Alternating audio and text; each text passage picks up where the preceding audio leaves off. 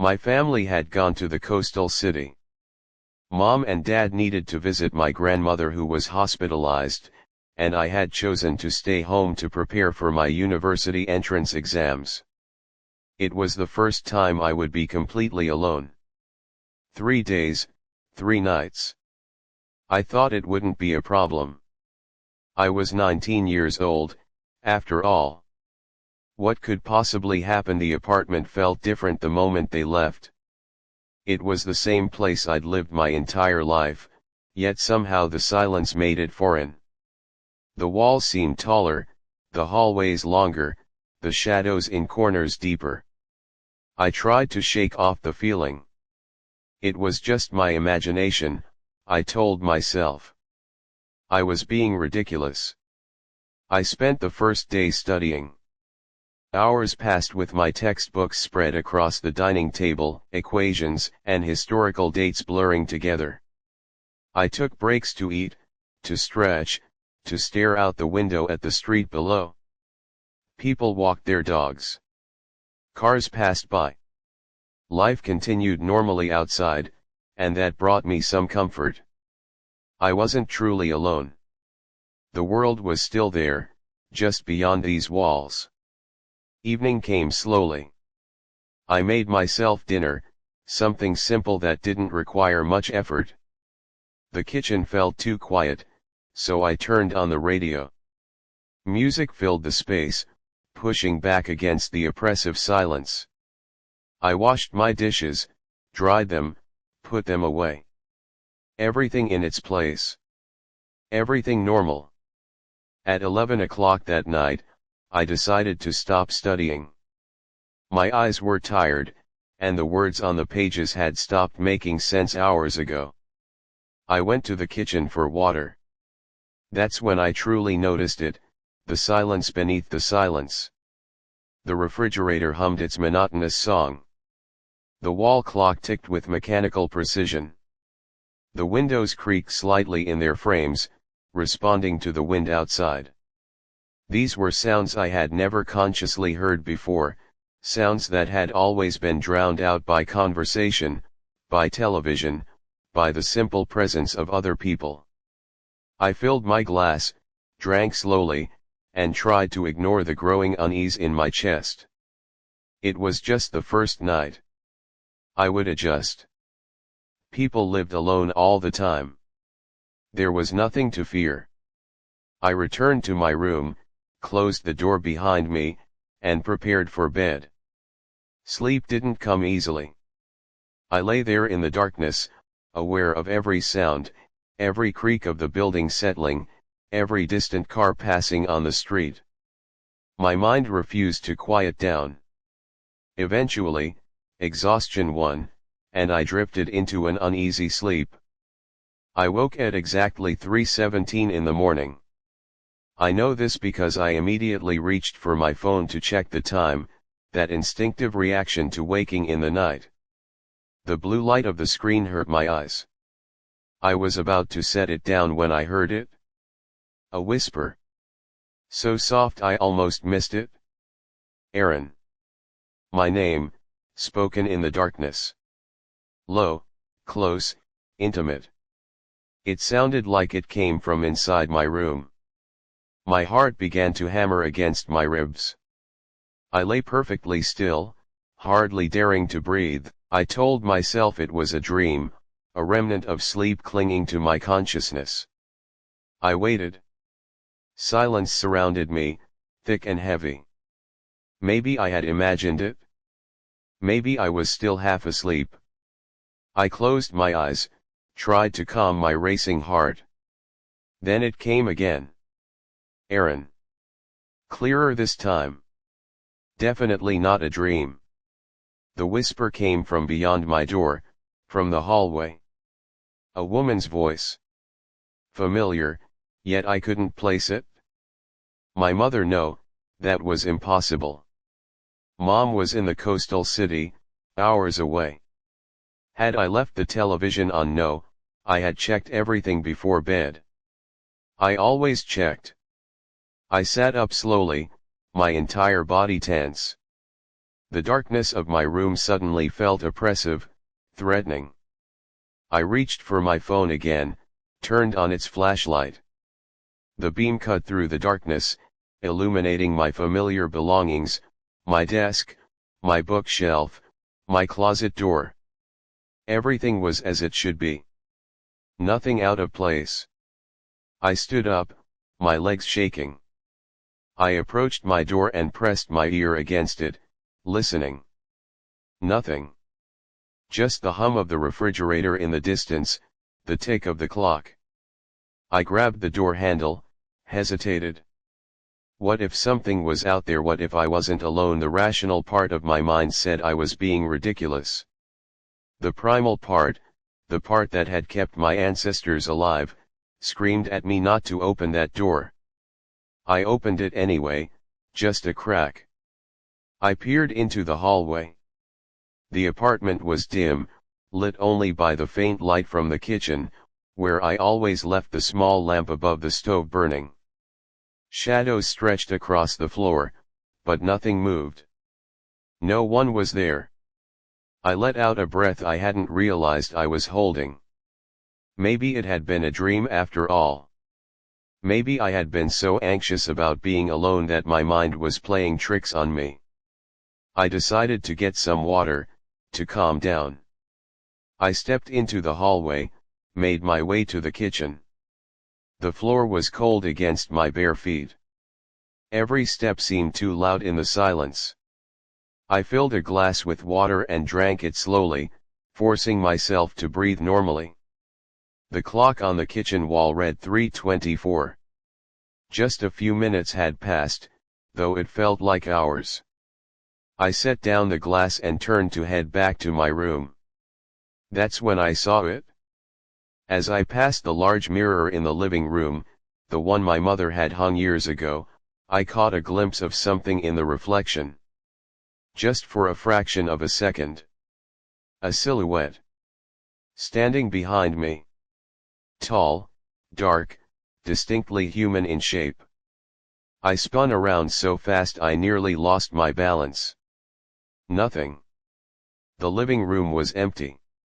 My breathing came in short, sharp gasps. I stared at the spot where I thought I had seen the figure, but there was nothing there. Just furniture, just shadows, just the familiar landscape of my home. Calm down, I whispered to myself. You're seeing things. You're tired. You're scared. It's making you see things that aren't there. But even as I said the words, I didn't believe them. Something was wrong, something was deeply, fundamentally wrong. I hurried back to my room, resisting the urge to run. Once inside, I closed the door and looked around for the key to lock it. We rarely locked the bedroom doors, and I couldn't remember where I had last seen the key. I searched frantically through my desk drawers, but it wasn't there. I gave up, climbed back into bed, and pulled the blanket up to my chin like a child hiding from monsters. I grabbed my phone, desperate for distraction, for connection to the outside world. I opened my messaging app, scrolled through conversations, read random posts on forums, anything to occupy my mind. But I couldn't concentrate. My eyes kept darting to the door, expecting it to burst open at any moment. At 3:41, it happened again. This time, it wasn't a whisper. It was footsteps. Slow, deliberate footsteps in the hallway. The wooden floor groaned under weight. Someone, or something, was walking out there. The steps were measured, unhurried, as if whoever it was had all the time in the world. The footsteps came closer. Each one sent a spike of adrenaline through my system. They were approaching my room. I could track their progress by the creaking of the floorboards. First they were near the bathroom, then passing my parents' bedroom, then outside my sister's room, then closer, closer, until they stopped. Right outside my door. I stared at the thin line of light visible beneath my door. A shadow appeared there, blocking the light. Someone was standing on the other side. Standing and waiting. I held my breath, didn't move, didn't make a sound. Maybe if I stayed perfectly still, if I pretended not to be here, they would go away. Maybe this was all still a dream, a nightmare I would wake from. But it wasn't a dream. The shadow remained. Minutes passed, each one an eternity. My lungs burned. I had to breathe, but I was terrified that even the sound of my breathing would alert whatever was out there to my presence. Finally, I could hold it no longer and took a small, quiet breath. That's when I saw the door handle move. Slowly, deliberately, it turned downward. Once. Twice. 3 times. Someone was trying to open my door, testing it, seeing if it was locked. The handle moved with agonizing slowness, and I watched, paralyzed with fear. "Who's there?" I finally managed to shout, though my voice came out as little more than a croak. "What do you want?" The words felt inadequate, absurd. What was I expecting, that a burglar would politely introduce themselves? The door handle stopped moving. Silence fell again, thick and suffocating. I waited, every muscle in my body tensed, ready to fight or flee, though I knew I could do neither. Then, cutting through the silence, came that voice again. The whisper.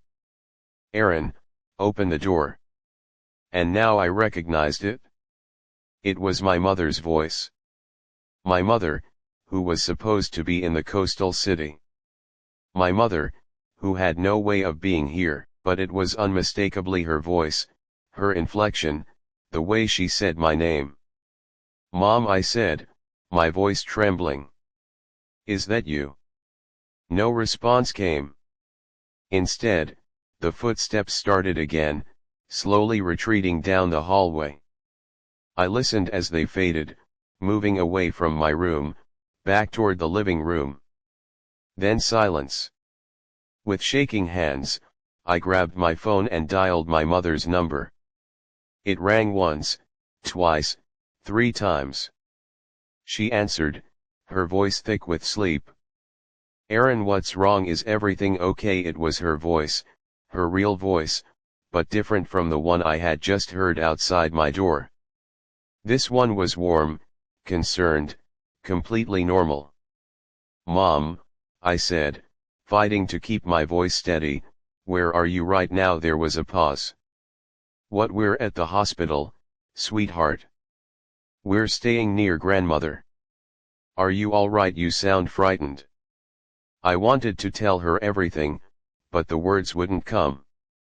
How could I explain what I had heard? How could I make her understand? "I'm fine," I lied.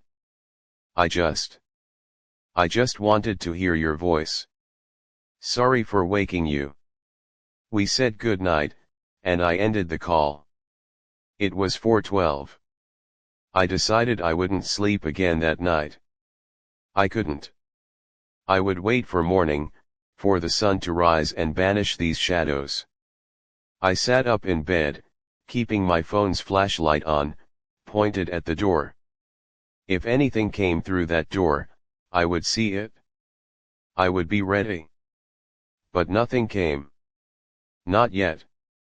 Instead, at 4:37, I heard a new sound. Scratching. Something was scratching at my door. Not frantically, not desperately, but slowly, methodically. Like fingernails dragging across wood. The sound was rhythmic, persistent, never stopping. Scratch, scratch, scratch. Over and over. I wanted to scream. I wanted to cry. I wanted to call someone, anyone, to come and help me. But who would believe me? Who would come at this hour? I was alone. Truly, completely alone. The scratching continued. 5 minutes. 10 minutes. 15. It never varied in tempo, never stopped, never grew louder or softer. Just that constant, terrible scratching. Then, as suddenly as it began, it stopped. The silence that followed was somehow worse than the noise. I sat frozen, waiting for what would come next. But nothing came. The apartment was quiet once more. I remained in my bed, phone in hand, eyes fixed on the door, until the first hints of dawn began to brighten the edges of my curtains. When pale morning light finally filled my room, I worked up the courage to approach my door. I put my hand on the handle, took a deep breath, and opened it. The hallway was empty. Everything looked normal in the daylight. The apartment was exactly as it should be, peaceful and familiar. I almost laughed with relief.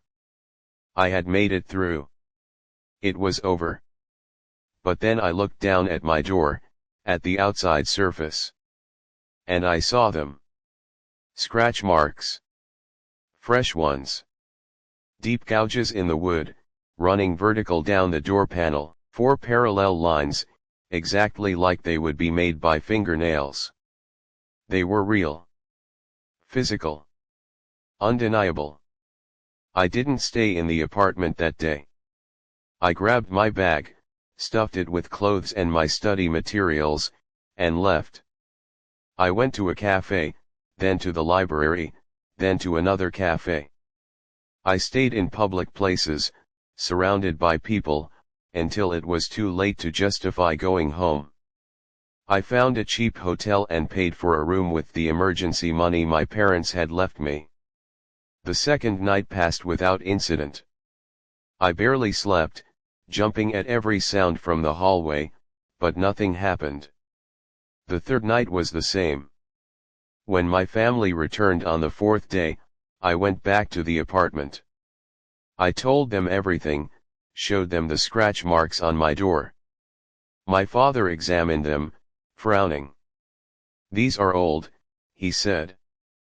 "Probably from when we moved the furniture last year. You never noticed them before." My mother hugged me, stroked my hair. "You were stressed," she said. "Anxious about being alone. Your mind played tricks on you. It happens, sweetheart. You're not going crazy." But I know what I heard. I know what I saw. Those marks weren't there before that night, I'm certain of it. And sometimes, late at night when everyone else is asleep, I still hear it. Faint, barely perceptible, but there. A whisper in the darkness. My name, spoken by a voice that shouldn't exist. Aaron. I never stay home alone anymore. I can't. Because I know the truth. That night, I wasn't alone. Something was in that apartment with me. Something that knew my name, that could mimic my mother's voice, that wanted me to open that door. And I believe it's still there, waiting in the shadows, patient and eternal, ready for the next time someone is foolish enough to be alone in that place. Sometimes I wonder what would have happened if I had opened the door. What would I have seen? What was standing there in the hallway, wearing my mother's voice like a mask? Part of me is grateful I'll never know. But another part, a small, dark part of my mind, is endlessly curious. And that curiosity terrifies me more than anything else, because I know that one day, it might be strong enough to make me go back. To make me find out. To make me open the door and discover what was calling my name in the darkness at 3:17 in the morning.